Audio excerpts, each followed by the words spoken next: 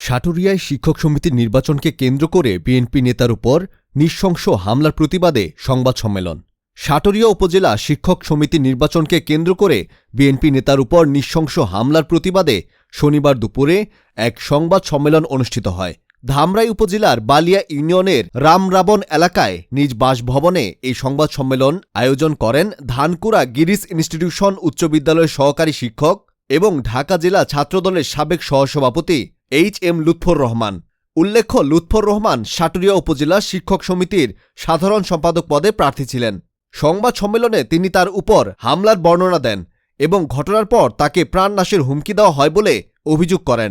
তিনি এই নৃশংস হামলার তীব্র প্রতিবাদ জানিয়ে বিষয়টি যথাযথ আইনানুগত ব্যবস্থা গ্রহণের জন্য সংশ্লিষ্ট কর্তৃপক্ষের কাছে দাবি জানান। এ সময় ধামরাই উপজেলার বিভিন্ন প্রিন্ট ও ইলেকট্রনিক মিডিয়ার সাংবাদিকরা উপস্থিত ছিলেন।